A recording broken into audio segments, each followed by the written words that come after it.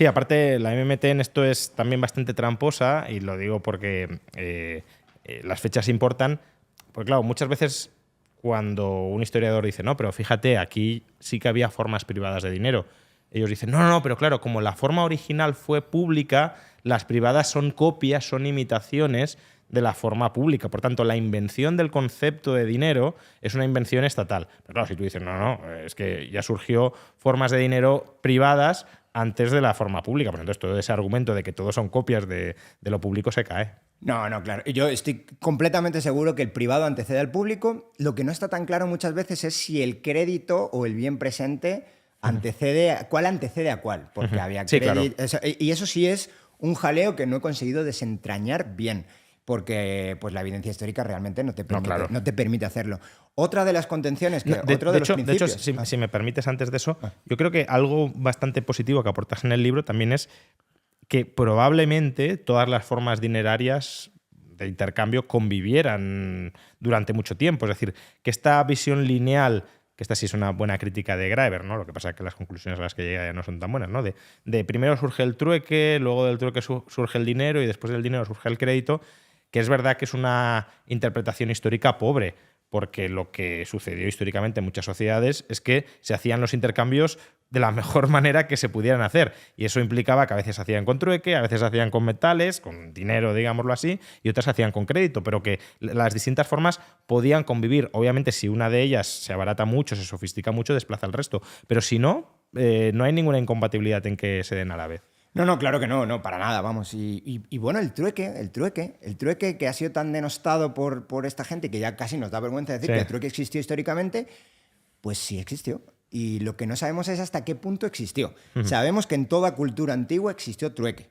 Sabemos que en Mesopotamia existió trueque. Lo que no sabemos, porque los registros arqueológicos no nos permiten, y probablemente no lo vamos a poder saber nunca, no nos permiten saber exactamente hasta qué punto eso es cierto, es si era extendido completamente en la sociedad o no lo era. Eso es otro interrogante que probablemente se va a quedar, nos vamos a quedar sin saberlo para siempre.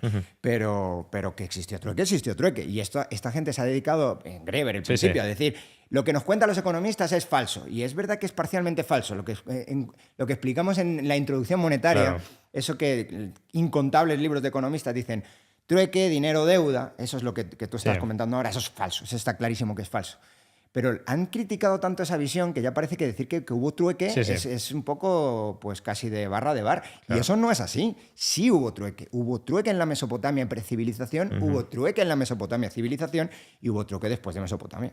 Y antes hablábamos de los intercambios comerciales entre ciudades-estado en la primera etapa de Mesopotamia, pero no solo el intercambio o el comercio entre ciudades-estado, sino el comercio internacional, porque Mesopotamia intercambiaba de manera muy intensa con Egipto e incluso con la India, ¿no? Con las civilizaciones de la República del Indostán. Entonces, claro, ahí de nuevo no había ninguna autoridad centralizada que dijera, el medio de intercambio y la unidad de cuenta en la que tienen que hacerse estos intercambios es esta. Estamos hablando de distintos bloques políticos, incluso desde la visión de la MMT, que están comerciando. ¿Y quién decide el mecanismo de intercambio? Ahí es muy interesante ver que, por ejemplo, las ciudades-estado de Sumeria se extendieron con algo que luego iban a hacer igual las ciudades-estado griegas, llamar ciudad-estado polis, digamos, ¿no? Que luego me regañan los tradicionalistas con razón. Las polis intercambiaban entre ellas con un método se expandían con un método que se llamaba la diáspora mercantil, que es también apasionante. O sea, es decir, pues las ciudades-estado del sur de Mesopotamia abrían una especie de puesto comercial de avanzadilla. Según iban subiendo hacia el norte, los ríos Tigris y Éufrates, iban estableciendo esos lugares allí, pero no los controlaban políticamente. Eran hermanas, si se quiere ver así, esas ciudades, en Grecia pasaba lo mismo, eran ciudades hermanadas porque típicamente tenían el mismo origen y además tenían el mismo dios. O sea, tenían el mismo templo al mismo dios, como sociedades. Tanto leyes comunes, ¿no? Hasta cierto punto. Y a veces muchas leyes, bueno, tanto en Grecia como en Mesopotamia era una cultura común, por lo tanto, típicamente tenían una cosmovisión del mundo. Claro. Sí, mira, por ser muy antropólogo ahora, una cosmovisión del mundo más o menos similar. Entonces, claro, desde ese punto de vista, entre ellos muchas veces se intercambiaban con crédito, sin tener una relación política común, una autoridad, como tú dices, centralizada. Con el comercio ya internacional era a veces más difícil y tenías que establecer, que también existían, pero pero no siempre era tan claro que pudiera existir esto, puestos comerciales. Y muchas veces en las ciudades se reservaban puestos comerciales para extranjeros. Puestos comerciales de extranjeros donde podías muchas veces realizar intercambios de crédito para evitar el movimiento de dinero, que es para lo que sirve el crédito al final, el crédito monetario, el intercambio de dinero entre diferentes lugares. Pero claro, que eso existiera, por ejemplo, entre Mesopotamia y el Valle del Indo, a mí no me consta. Pero que existía entre las ciudades-estado mesopotámicas, sí me consta. Vamos, esto es segurísimo. Y que Pero que había intercambios, sí nos consta, porque... Sin ninguna duda, vamos. Con dinero o protodineros. Claro, o con trueque, que tampoco. O con trueque. Que podría ser, claro, pero en cualquier caso se intercambiaba y de alguna manera se intercambiaba. Sin el templo. Sin el templo. O sin el palacio, porque no había autoridad política superior, ¿no?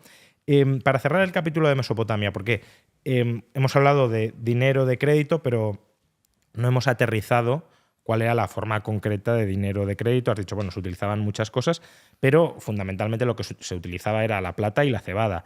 Explícanos un poquito más cómo funcionaba esto y cómo se relacionaba entre sí este patrón bimonetario, si lo queremos, plata-cebada. Bueno, plata cebada eran los más comunes. Algunas veces oro, sobre todo para el comercio de muy larga distancia. Plomo también se llegó a utilizar en estas sociedades. Es decir, si había un rango bastante amplio de dineros o de protodineros. Las proponentes de la MMT y del neochartalismo nos dicen, bueno, es que había una unidad de cuenta, que era el shekel o el ciclo, que me parece en español se llama el ciclo que estaba establecido por el palacio. Y esto es perfectamente compatible con que hubiera intercambios privados de plata, porque ellos dicen, bueno, entonces, como había ciclos, la unidad monetaria ciclo la establece el palacio. Como la establece el palacio, que tampoco está tan claro que la estableciera el palacio, pero bueno, como la establece el palacio, pues es el palacio el que está dirimiendo, está diciendo cuál es el dinero. No. Pero bueno, que esté diciendo cuál es una utilidad en la unidad monetaria y que esté diciendo cuál es el medio de intercambio son cosas muy diferentes. Y yo creo que en lo segundo tenía mucha menos capacidad. Y también es verdad que se intercambiaban las tablillas que hemos dicho antes, denominadas en ciclos. Y que muchas veces se intercambiaban, se compensaban o incluso se pagaban, eran pagaderos en ciclos. O sea, tú podías pagar cosas que estaban denominadas en ciclos de plata, pero que no eran, o sea, que a la hora de pagar no era un ciclo, no era plata. No era plata. Entonces todo eso lo consideran como evidencia suficiente para decir que era todo crédito. Y aquí es donde clarísimamente, igual la evidencia que hay con plata, sí lo podemos saber, con cebada es más complicado, pero la evidencia sí nos dice clarísimamente que sí había intercambios con plata. Sí. Clarísimamente, a pesar de que también convivieron, como estábamos diciendo antes, con intercambios con tablillas de arcilla que denominaban o que decían que era, o sea, vamos, en la unidad monetaria ciclo.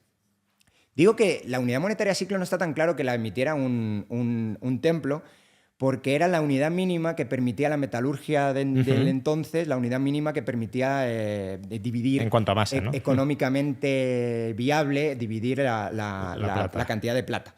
Entonces... sí, claro. Que los guionistas te dicen lo contrario. Claro. Oye, no, lo siento, pero era por esto. Y aquí tampoco está nada claro, sinceramente.